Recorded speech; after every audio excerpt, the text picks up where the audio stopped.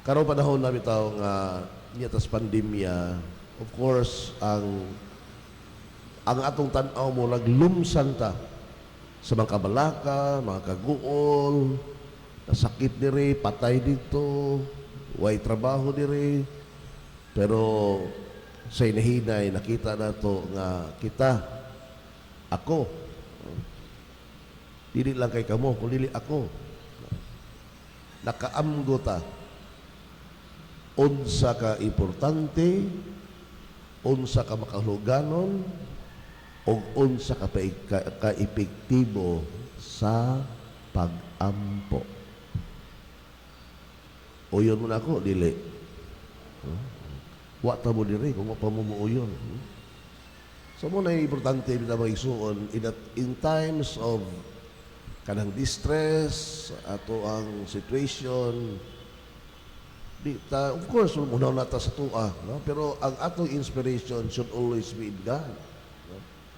Because it goes beyond sa ordinaryo nga mga panghitabo lang. Na mga gagmay diri mga problema, wala maluya din ta. No?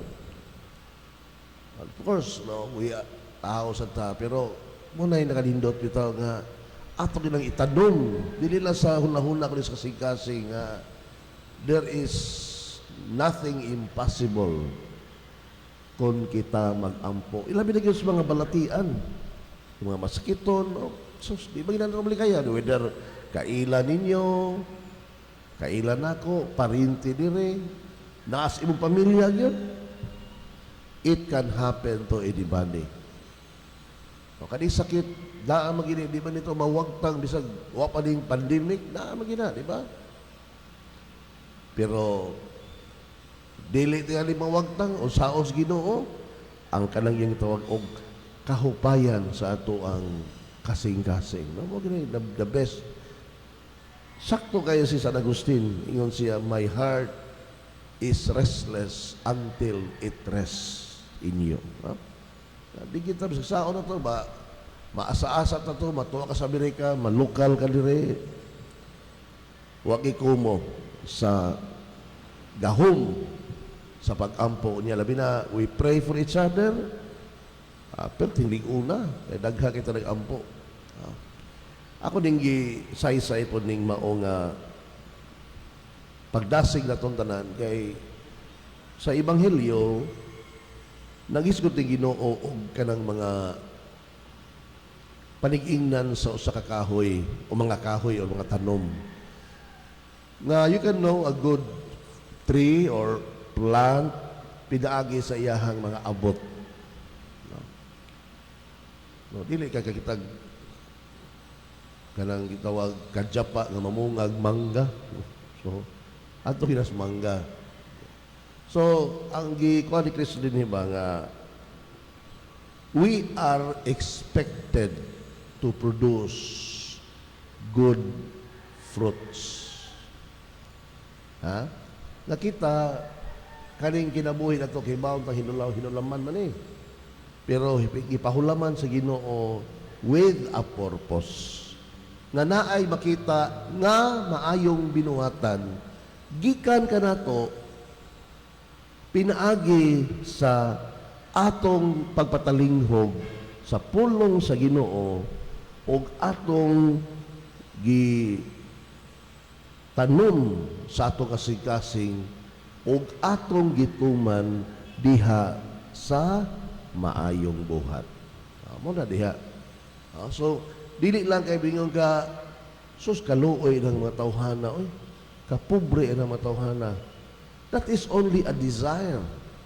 That is only an observation. Pero if you do not do anything for them, kawang nang yapon ang imuhang pangandoy. Sabi ka, sus ka, kung ano nito simbahan sa kung ano eh. The question is, what are you doing to change the situation? So muna nga, naagi na sa atong kasing-kasing on how we express something na makita ang maayong nga buhat. Because ang maayong buhat is a reflection of the goodness of the Lord. No, dili lang kay pagbuhat ang maayo, daygon ta, sundutan niya kami, nihatag ko na. No.